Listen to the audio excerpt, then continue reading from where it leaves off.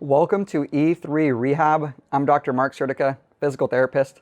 I did upright rows for 30 days in a row, and in this video, I'm going to discuss how I did it, why I did it, and why you should abandon shoulder impingement as a diagnosis. I'm also going to answer two questions. One, are upright rows safe? And two, should you be doing them? So let's start with how I set up the programming for the 30 days. I don't perform upright rows regularly, so I began by finding my 12 rep max using a fairly controlled tempo with minimal momentum and landed on a measly 65 pounds.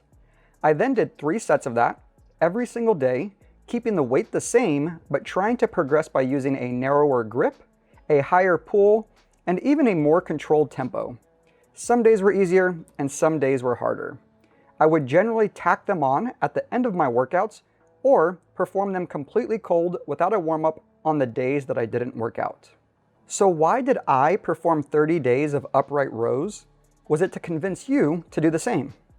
No, this was way more volume than I would recommend, especially since it was a novel exercise for me and I was still performing my normal upper body workouts. I really just wanted to show that upright rows aren't inherently dangerous. I understand that this is just my personal experience, an N of 1, which is why I want to walk you through some research as well. I want to outline 6 reasons why we should abandon shoulder impingement as a diagnosis. For the first 2 reasons, I'll pull directly from a paper by Jeremy Lewis. Reason number 1, area of pathology. So when people think of impingement, they think of structures being pinched between the humeral head and the overlying acromion, most commonly the supraspinatus. So if that was the case, we would expect the upper portion of the supraspinatus to be rubbing on the undersurface of the acromion and becoming frayed, but that's not actually what happens. It's usually the underside of the supraspinatus that shows these changes. Reason number 2, acromial shape. There are 3 general shapes of the acromion: flat, curved, and hooked. We would expect individuals with the hook-shaped acromion to demonstrate increased rotator cuff pathology from more impingement occurring, but that's not what the data suggests. Reason number 3, shoulder kinematics. A common recommendation for upright rows, when they are programmed, is to perform them at 90 degrees of shoulder abduction or less to minimize impingement. But if that recommendation is based on the impingement theory, it's not supported. Lawrence and colleagues summarize the research well here. The smallest distance between the rotator cuff tendon insertion and coracoacromial arch occurs between 40 and 75 degrees of humerothoracic elevation. In most individuals, the rotator cuff has passed medially under the acromion and is no longer in a position to be compressed by 90 degrees of humerothoracic elevation. Based on that information, we wouldn't even lift our arms to 40 degrees if we were worried about impingement. And they state that humeral internal rotation has been shown to increase and have no effect on acromiohumeral distances. So, is this position really impinging on structures? Reason number 4, special tests.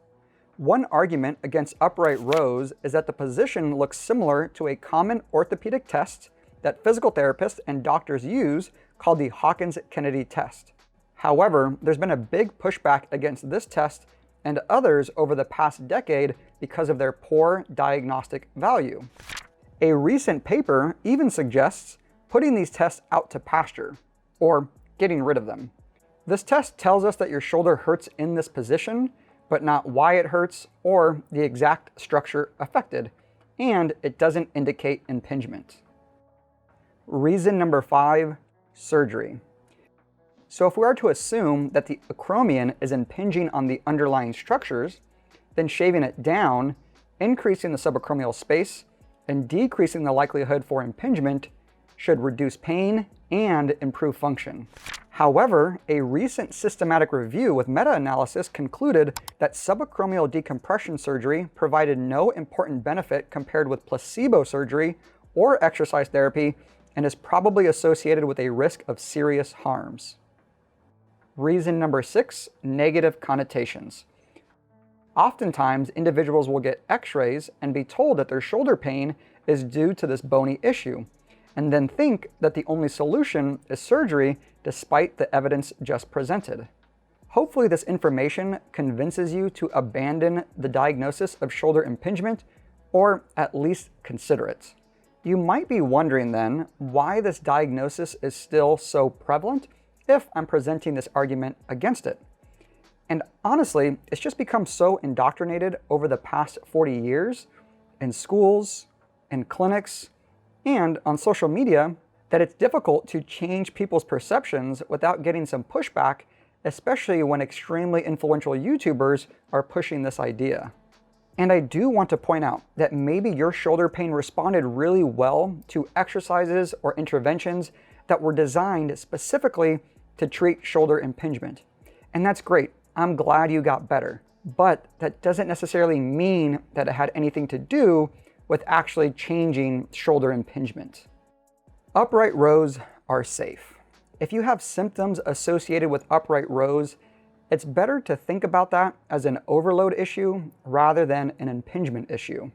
The demand of the exercise on your shoulder is greater than your ability to tolerate it. Or you might have heard the load is greater than your capacity.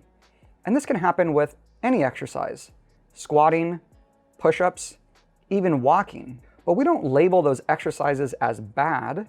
We just make the necessary modifications and build back up over time.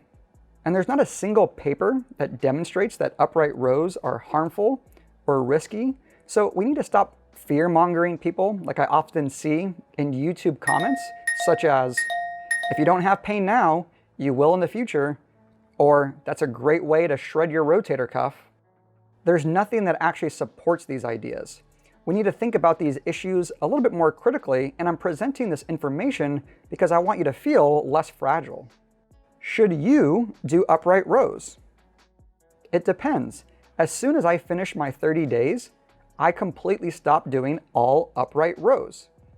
They're generally recommended for training the delts, but I personally prefer lateral raises, so I don't really have the need to do upright rows. There are some really strong and smart individuals that do upright rows because they probably fit their goals. But if upright rows don't fit your goals, you don't like them, or they're uncomfortable and there's another exercise that delivers the same stimulus, you don't have to do them. What I hope you take away from this video is that shoulder impingement is an outdated diagnosis, and the upright row, just like any exercise, isn't inherently dangerous. Rather than thinking about these concepts as black and white, good or bad, right or wrong, it's important to take a step back and consider the overall context using a critical lens. Thank you so much for watching.